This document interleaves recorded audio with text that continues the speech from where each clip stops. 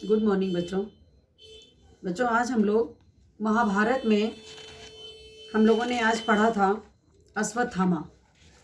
अश्वत्थामा ने क्या प्रतिज्ञा की थी?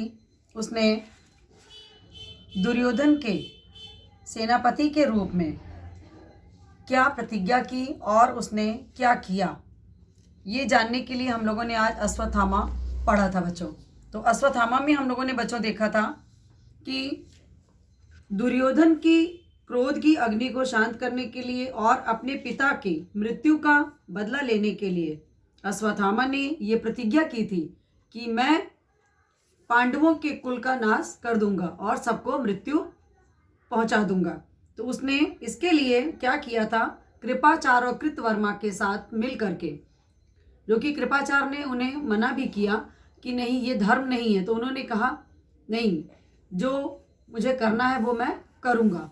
और वो लोग रात में सोते हुए सभी पांडवों वीरों को और उनके सैनिकों को और पांडवों के सभी बच्चों को इन्होंने रात में इतनी निर्दयता पूर्वक उनका सबका वध कर दिया।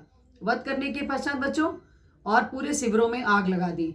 इस प्रकार से अश्वत्थामा ने अपने क्रोध की अग्नि को शांत किया और अपना बदला पूरा किया और दुर्योधन को जाकर समाचार सुनाया कि मैंने आपका कार्य कर दिया। मैंने आपको एक ऐसा समाचार सुनाऊंगा जिससे आपकी आत्मा को शांति मिल जाएगी। और उन्होंने वही किया। जब समाचार सुना तो दुर्योधन सुनने के पश्चात एकदम निश्चिंत हो गया और वो मृत्यु को प्राप्त हो गया। इतने के पश्चात तब तक जो है क्या हुआ था, वहां पर इतनी बुरी तरह से निर्दयता से सबको मारा गया था बच्चों कि वहां पर एकदम हाहाकार मचा हुआ था। स्त्री बच्चे सब कोलाहल कर रहे थे और धृतराष्ट्र जो थे वो भी कुरुक्षेत्र की समरभूमि में गए। उनको भी ये लगा कि ये कैसा सर्वनाश हो गया है ना। लेकिन जो चीज़ें जो समय बीत जाता है उसके लिए इतिहास बन जाता है। उसके पश्चात इतना सब हो जाने के बाद बच्चों अब आप पढ़ेंगे लेसन 38 युधिष्ठिर की वेदना। युधिष्ठिर की वेदना अर्थात युधिष्ठिर का क्या दुख था बच्चों कि जब सारी जनता सब लोग जो है बच्चों स्त्रियां रोते बिलखते हुए आ रही थी, उसी समय युधिष्ठिर अपने भाइयों और श्री कृष्ण के साथ धृतराष्ट्र के पास पहुँचे और उनसे कहा कि धृतराष्ट्र ने क्या किया बच्चों, वहाँ पर भीम को बुलाया और श्री कृष्ण ये सब बातें जानते थे कि ऐसा होने पर उनका क्रोध की अग्नि भीम पर उतर जाएगी। इसलिए उन्होंने भीम के स्थान पर लोहे का एक पुतला बनाकर भीम के स्थान पर उनके पास खड़ा कर दिया। उसको उन्होंने जैसे ही टच किया, उसको जैसे ही उन्होंने आलिंगन में बंद किया, उसी समय उन्हें अपने बच्चों की मृत्यु की याद आ गई। तो उन्होंने इतनी कस के उसे जोर से भींच लिया बच्चों कि जिसके कारण वो प्रतिमा टूट के बिखर गई, चूर चूर हो गई। और उसके पश्चात तब उनको एहसास हुआ कि ये मैंने क्या कर दिया, मैंने तो भीम की हत्या कर दी।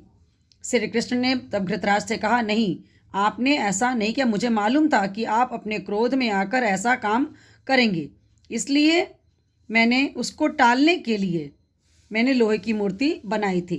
उसके पश्चात धृतराष्ट्र के मन को बच्चों धीरज बांधा, उन्होंने अपना क्रोध शांत कर लिया। उसके पश्चात बच्चों इन लोगों से आशीर्वाद प्राप्त करके ये लोग गांधारी के पास पहुँचे।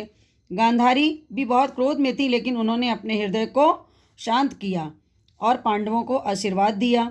युधिष्ठिर आदि सब वहाँ से चले गए और उसके पश्चात उनके पास कौन रह गई?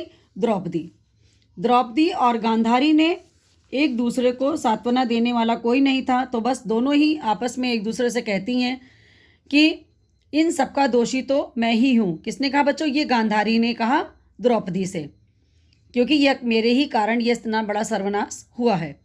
और युधिष्ठिर के मन में बात बच्चों ये आ गई थी कि मैं अपने बंधु बांधवों सबको मार करके मैंने राज्य को जो प्राप्त किया है उस पाप का मुझे प्रायश्चित करना चाहिए, जिसके लिए मैं अपना सब कुछ सारा राजपाट छोड़कर जंगल में चला जाऊंगा। जब ये बात उन्होंने कही तो इस बात को उनके चारों भाइयों और द्रौपदी ने उन्हें बहुत समझाने की कोशिश की, बहुत समझाया और अंत में इस बात विवाद में पीछे नहीं रही, उन्होंने बहुत बताया। तब क्या होता है बच्चों, उसके पश्चात इतने पर भी भीष्म जो थे बच्चों, भीष्म पितामह, वो सरसैया पर ही थे कुरुक्षेत्र में। तो सभी लोग युधिष्ठिर सहित सब लोग उनके पास पहुँचे। जब पितामह ने उन्हें समझाया, युधिष्ठिर को धर्म का मर्म समझाया और उपदेश दिया, तो धृतराष्ट्र भी बच्चों युधिष्ठिर के पास आए और उन्हें सांत्वना देकर बोले कि दुर्योधन ने जो मूर्खताएं की थी उसको मैंने सही समझकर मैंने धोखा खाया है, इसके कारण ही मेरे 100 पुत्र काल कवलित हो गए। जिस प्रकार से बच्चों सपने में मिला हुआ जो धन होता है वह नींद खुलने पर लुप्त हो जाता है। लुप्त हो जाने का मतलब होता है नहीं मिलता है, खत्म हो जाता है। उसी तरह जो मुझे मेरी अब आँख खुल गई है तो आज मेरे पास अब मेरे अपने बच्चे नहीं हैं, लेकिन अब तुम ही मेरे पुत्र हो, इस कारण तुम्हें दुखी अब नहीं होना चाहिए और अपना राजपाट अपने संभालो। इस प्रकार से बच्चों ये था युधिष्ठिर की वेदना अर्थात दुख, जिसको आपने अच्छी तरह से समझा है। इस लेसन को आप एक बार फिर से पढ़िएगा और इसके प्रश्नोत्तर को कार्य हम लोग अगले में करेंगे। धन्यवाद बच्चों।